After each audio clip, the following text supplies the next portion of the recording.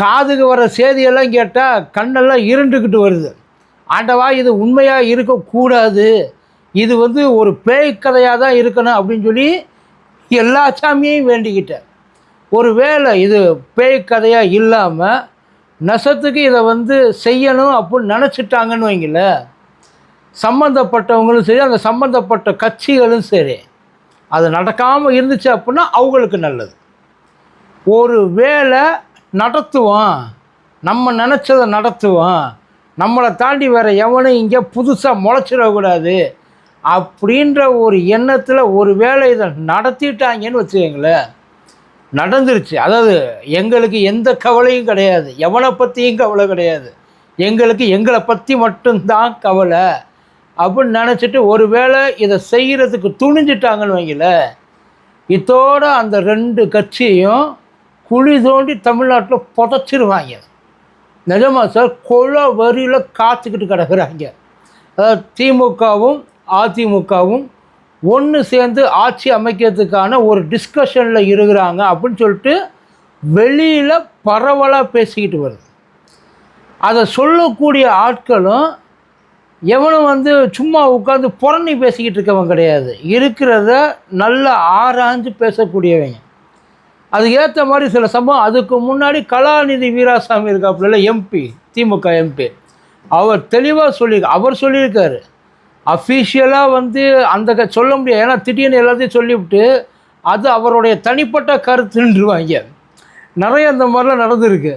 அவர் என்ன சொல்லியிருக்காருன்னா, நாங்கள் தாவேகா ஆட்சி அமைக்கிறத கெடுக்கலை, திமுக ஆட்சியில் அமர்றதுக்கான எந்த விதமான திட்டத்தையும் இதுவரைக்கும் சொல்லலை, நாங்கள் எதிர்கட்சி, அதாவது திமுக எதிர்கட்சியாகவே இருக்க ஆசைப்படுறோம், எதிர்கட்சியாகத்தான் இருப்போம். அது இப்போ இந்த பிரச்சனைக்கு எல்லாத்துக்கும் காரணம் தாவேகா ஆட்சி அமைக்க முடியாததுக்கான காரணம் அதிமுகவும் பாசகவும் தான், எங்களை இதில் எங்கேயும் இழுக்காதீங்க அப்படின்றத தெளிவாக கலாநிதி வீராசாமி சொல்லியிருக்காப்புல. ஆனால் இன்னும் அறிவாலயத்திலேருந்து எந்த விதமான ஒரு அறிக்கையும் வரல. ஆனால் என்ன பண்ணிகிட்டு இருக்காங்கன்னா, ஏதோ ஒரு டிஸ்கஷன் பண்ணிக்கிட்டு இருக்காங்க. அது எது சம்மந்தமான டிஸ்கஷன் அப்படின்றது இது வரைக்கும் தெரியல. தனித்தனியாக இதில் அதிமுகவில் நடக்கிற அந்த கூட்டம், அதாவது தாவேகாவுக்கு ஆதரவு கொடுக்கணுமா வேண்டாமா அப்படின்றதுக்கான கூட்டம் ரத்து. ஒரு 15 பேரை தனியாக தூக்கிட்டு போய் பாண்டிச்சேரியில் வச்சு குளிப்பாட்டிக்கிட்டு இருக்காரு சிவி சண்முகன். அவர் அங்கே போய் தனியாக உட்காந்துருக்காரு. அவர் தான் தாவேகாவுக்கு எப்படியும் ஆதரவு கொடுத்தே ஆகணும் அப்படின்னு சொல்லியிருக்காரு. ஆனால் இடையில இங்கே வெளியில் வந்த ஓஎஸ் மணியன்னு அவர், நாங்கள்லாம் பெரிய கட்சிங்க, நாங்கள் எப்படிங்க போய் இதுக்கெல்லாம் ஆதரவு கொடுக்குறதும் ஆதரவு கொடுக்காததும் அவங்கவுங்களோட விருப்பம், அதை பற்றியெல்லாம் அந்த கட்சிகளுடைய விருப்பம். அது கொடுக்குறதும் கொடுக்காம போகிறது அவங்க. இடையில இந்த லீமா ரோஸ்னு ஒரு அம்மா, அந்த அம்மா ஏதோ அதிமுகவோட பொதுச் செயலாளர்னு அந்த அம்மா நினச்சிக்கிட்டு இருக்கு. ஏன்னா இடையில இன்னொரு நியூஸை வேறு அப்படியே கழிய விட்டாங்க. அதாவது என்னென்னா, லீமா ரோஸுடன் தாவேகா பேச்சுவார்த்தை நடத்துகிறது. லீமா ரோஸு முதல்ல யார், அந்த அம்மா அந்த அதிமுகவில் எப்போ சேர்ந்துச்சு, அந்த அம்மாவை ஏன் சேர்த்துக்கிட்டாங்க, அந்த அம்மா கூட என்ன டீல் போட்டாங்க, இது எல்லாம் எல்லாருக்கும் தெரியும். லீமா ரோஸோட அஃபீஷியல் அதை இங்கே தாவேகாலேருந்து லீமா ரோஸுக்கிட்ட பேசுகிறது யார், அதுவும் தெரியும். அதுவும் இப்போ போய் உட்கார்ந்தது தான். பட் ஆனால் அவங்களுக்குள்ளே இப்போ அது பெரிய ஆள். ஆனால் இது எல்லாத்தையும் தாண்டி விஜய் ஒரு வார்த்தை ஒன்று சொல்லியிருந்தார் தெரியுமா? என்ன சொல்லியிருந்தாலும் ஆரம்பத்தில், அதான் இப்போ இடையில இந்த பிரச்சாரத்தப்போ சொல்லியிருந்தார், ஏன் ஒருத்தனை அடிக்கிறதுக்கு ஒட்டு மொத்தமாக எல்லாரும் ஒன்று சேர்ந்து உட்கார்ந்துருக்குறாங்க, ஏன் ஒருத்தனை அடிக்கிறதுக்கு.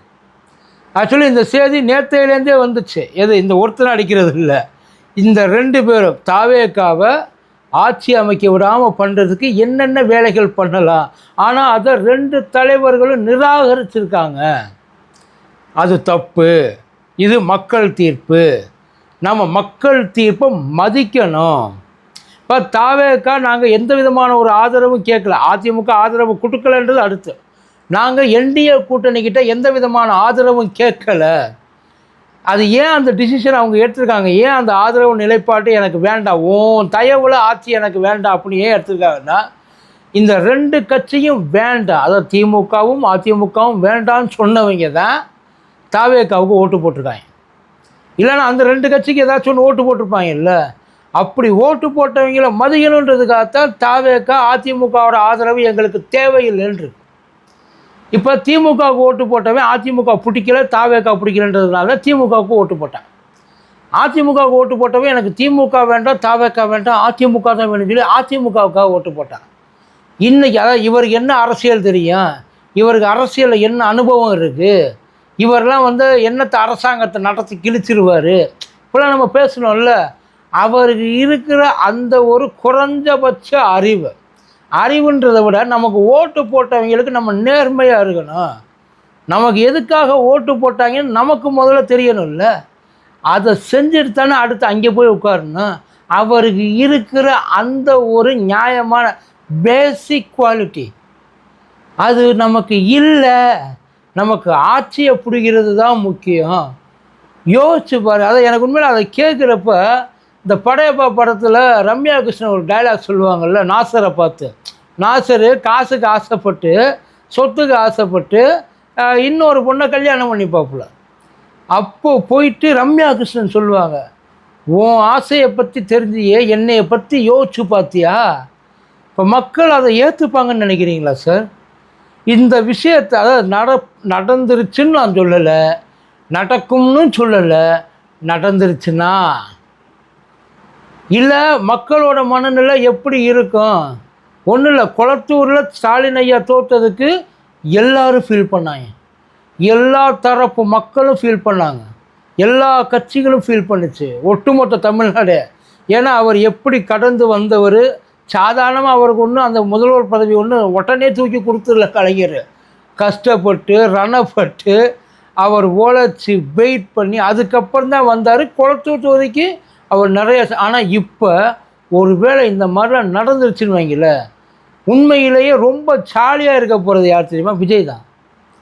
ஒரு வேளை இந்த சம்பவம் நடந்துருச்சு, அதாவது அதிமுகவும் திமுகவும் ஒரு ஒப்பந்தத்தை போட்டு நடந்துருச்சு, ஆட்சி அமைச்சிருவோன்னு வந்துச்சுன்னா ஜாலியாக கிளம்பிடுவாப்புல சட்டமன்றத்துக்கு. வாங்கடி முதல்ல எவ்வளோ உங்கள்கிட்ட தொகுதிகள் இருக்குமா? 73 திமுக, 73ல் ஆல்ரெடி 5 போச்சு. 5 தாவேக்காவுக்கு காங்கிரஸ் தூக்கிட்டு போயிடுச்சு. இதில் சில ஏன் இந்த ஒரு முடிவுக்கு வந்தாங்கன்றேன்னு சொல்கிறாங்க. முதல்ல இந்த எப்படி இந்த கவர்மெண்ட் ஃபார்ம் பண்ணுறாங்கன்றதை பார்த்துங்க. 73ல் 5 போச்சுல, மீதி 68. இங்கிட்டு ஒரு 53 54 இருக்குன்னு வைங்கள. இந்த சைடு எல்லாத்தையும் எடுத்து போட்டு பண்ணாலுமே எட்ஜில் இப்போ தாவேக்கா எதுக்கு தடுமாறிக்கிட்டு இருக்கோ அதை தடுமாறாமல் நீ போகுமே தவிர ஸ்டேபிளான கவர்மெண்ட்டு அது போகவே போகாது. நல்லா தெரிஞ்சுங்க.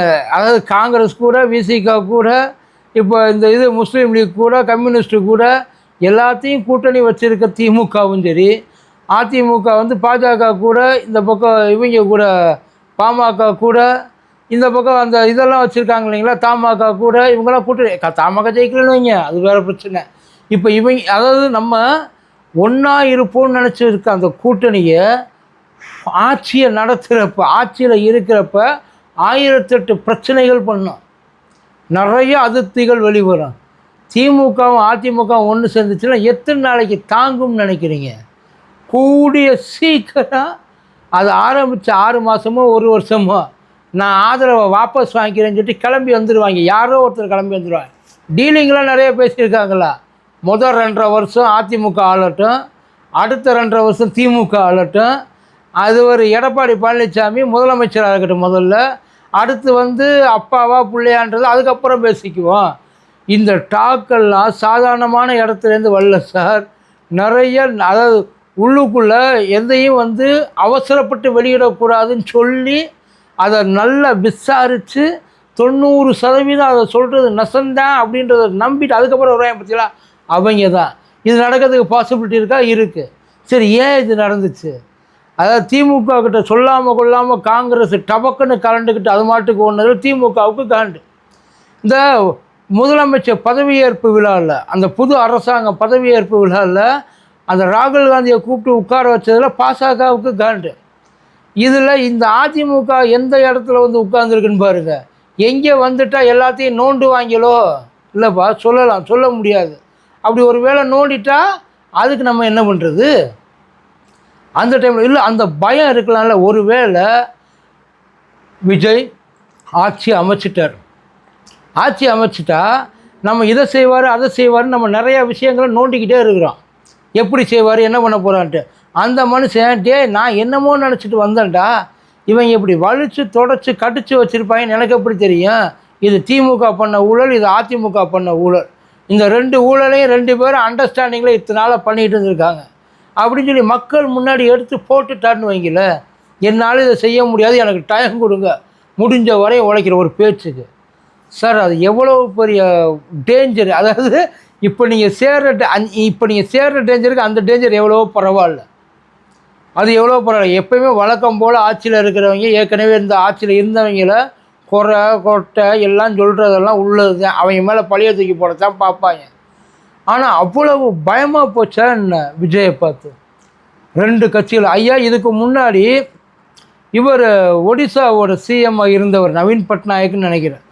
அவர் திமுகவையும் அதிமுகவையும் ஒன்று சேர்க்க பார்த்தார். எப்படி ஒன்று சேர்க்க பார்த்தாருன்னா, கலைஞரையும் எம்ஜிஆரையும் ஒன்று சேர்க்கறதுக்காக இறங்கி வந்துட்டு ஆல்மோஸ்ட் இணைப்புன்றது உறுதியாகி போச்சு. ஆனால் அதுக்கப்புறம் ஏதோ ஒரு பாயிண்டில் 2 பேரும் விலகி போயிட்டாங்க. அப்போ பண்ண முடியாத அந்த சாதனையை இப்போ விஜய் பண்ணியிருக்காருன்னா, விஜய் மேலே அவ்வளவு பயம் இருக்குன்னு தானே அர்த்தம்.